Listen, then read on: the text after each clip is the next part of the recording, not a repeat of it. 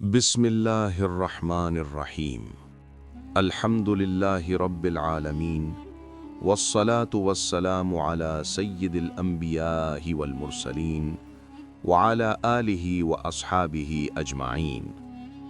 محترم سامعین کرام، آج ہم ایک نہایت اہم اور بابرکت موضوع پر گفتگو کرنے جا رہے ہیں، اور وہ ہے رمضان المبارک کی حقیقت، اس کی روح اور عبادت کا اصل مقصد۔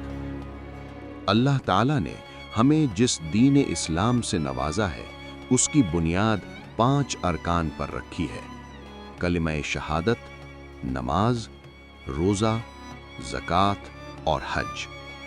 یہ 5 ارکان دراصل انسان کو اللہ سے جوڑنے کے ذرائع ہیں، مگر ان سب میں جو مہینہ سب سے زیادہ روحانی انقلاب لے کر آتا ہے وہ ہے رمضان المبارک۔ قرآن مجید میں اللہ تعالیٰ سورۃ البقرہ میں ارشاد فرماتے ہیں کہ روزہ تم پر فرض کیا گیا ہے جیسے تم سے پہلے لوگوں پر فرض کیا گیا تھا، تاکہ تم میں تقوی پیدا ہو۔ یعنی روزے کا اصل مقصد بھوکا رہنا نہیں بلکہ تقوی حاصل کرنا ہے۔ رمضان وہ مہینہ ہے جس میں قرآن نازل ہوا۔ یہ مہینہ صرف کھانے پینے سے رکنے کا نہیں بلکہ آنکھ، کان، زبان اور دل کو بھی گناہوں سے روکنے کا مہینہ ہے۔ نبی کریم صلی اللہ علیہ وسلم نے فرمایا، جو شخص روزہ رکھ کر بھی جھوٹ، غیبت اور برے کام نہ چھوڑے تو اللہ کو اس کے بھوکا پیاسا رہنے کی کوئی ضرورت نہیں۔ محترم بھائیوں اور بہنوں، ہم اکثر یہ سمجھتے ہیں کہ عبادت صرف نماز پڑھنے یا روزہ رکھنے کا نام ہے، حالانکہ عبادت کا اصل مفہوم یہ ہے کہ انسان اپنی پوری زندگی اللہ کے حکم کے مطابق گزارے۔ نماز ہمیں نظم و ضبط سکھاتی ہے، روزہ ہمیں صبر سکھاتا ہے، زکوٰۃ ہمیں دوسروں کا خیال کرنا سکھاتی ہے، اور حج ہمیں مساوات اور اتحاد کا درس دیتا ہے۔ رمضان میں اللہ تعالیٰ کے دروازے کھول دیے جاتے ہیں، جنت کے دروازے کھول دیے جاتے ہیں، جہنم کے دروازے بند کر دیے جاتے ہیں، اور شیاطین کو قید کر دیا جاتا ہے۔ یہ وہ مہینہ ہے جس میں ایک نیکی کا ثواب 70 گناہ تک بڑھا دیا جاتا ہے۔ فرض عبادت کا اجر کئی گناہ بڑھ جاتا ہے، اور نفل عبادت فرض کے برابر ہو جاتی ہے۔ اب ہم حضرت سلمان فارسی رضی اللہ عنہ کے واقعے کی طرف آتے ہیں۔ حضرت سلمان عراق میں پیدا ہوئے۔ ان کے والد آتش پرست تھے، لیکن سلمان کے دل میں ہمیشہ یہ سوال رہتا تھا کہ کیا واقعی آگ ہمارا خدا ہو سکتی ہے؟ انہوں نے سچ کی تلاش میں گھر چھوڑ دیا۔ وہ مختلف راہبوں کے پاس رہے، دین سیکھتے رہے۔ آخر ایک راہب نے انہیں بتایا کہ آخری نبی اب ظاہر ہونے والے ہیں، ان کا علاقہ عرب ہوگا اور وہ مدینہ میں ہجرت کریں گے۔ حضرت سلمان اس تلاش میں نکلے۔ راستے میں ڈاکوؤں نے انہیں غلام بنا کر بیچ دیا اور وہ مدینہ پہنچ گئے۔ ادھر رسول اللہ صلی اللہ علیہ وسلم نے نبوت کا اعلان فرما دیا تھا۔ جب حضرت سلمان کو خبر ملی تو انہوں نے علامات دیکھی: صدقہ قبول نہ کرنا، ہدیہ قبول کرنا اور مہر نبوت کا نشان۔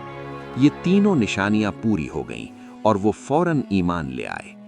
یہی وہ سلمان ہیں جن کے بارے میں نبی کریم صلی اللہ علیہ وسلم نے فرمایا، سلمان منا اہل البیت، یعنی سلمان ہم اہل بیت میں سے ہیں۔ محترم سامعین، یہ واقعہ ہمیں یہ سکھاتا ہے کہ جو شخص سچ کی تلاش میں نکلتا ہے، اللہ اسے ضرور راستہ دکھاتا ہے۔ رمضان بھی دراصل سچ کی طرف لوٹنے کا مہینہ ہے، اپنے گناہوں سے توبہ کرنے کا مہینہ ہے، اپنی زندگی کو بدلنے کا مہینہ ہے۔ یہ مہینہ ہمیں یہ سکھاتا ہے کہ ہم صرف دن میں روزہ نہ رکھیں بلکہ پوری زندگی کو روزہ بنا لیں۔ ہم صرف رمضان میں قرآن نہ پڑھیں بلکہ قرآن کو اپنی زندگی کا دستور بنا لیں۔ رمضان ہمیں یہ پیغام دیتا ہے کہ امیر غریب کا درد سمجھے، بھرا ہوا انسان بھوکے کا احساس کرے اور دل میں رحم، محبت اور اخلاص پیدا ہو۔ آخر میں یہی کہوں گا کہ رمضان کوئی رسم نہیں، یہ ایک تربیت گاہ ہے۔ اگر رمضان کے بعد ہماری نماز بہتر نہ ہوئی، ہمارا اخلاق بہتر نہ ہوا، ہماری زبان بہتر نہ ہوئی، تو سمجھ لیں کہ ہم نے رمضان کا حق ادا نہیں کیا۔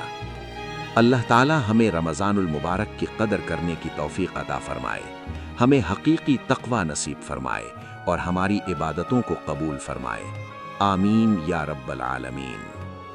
اگر آپ چاہتے ہیں کہ ہم اس موضوع کا دوسرا حصہ بھی لے کر آئیں جس میں رمضان کے مزید روحانی راز، عملی نصیحتیں اور نبی کریم صلی اللہ علیہ وسلم کی زندگی سے مزید خوبصورت واقعات شامل ہوں، تو ویڈیو کو لائک ضرور کریں، چینل کو سبسکرائب کریں اور کامنٹ میں اپنی قیمتی رائے ضرور لکھیں کہ آپ کو یہ بیان کیسا لگا اور آپ اگلے حصے میں کیا سننا چاہتے ہیں۔ آپ کا ایک لائک ہمیں حوصلہ دیتا ہے، آپ کا ایک کامنٹ ہمیں مزید بہتر بنانے کا موقع دیتا ہے، اور آپ کا سبسکرائب کرنا ہمارے لیے صدقہ جاریہ بن سکتا ہے۔ اللہ ہم سب کو علم نافع عطا فرمائے، آمین۔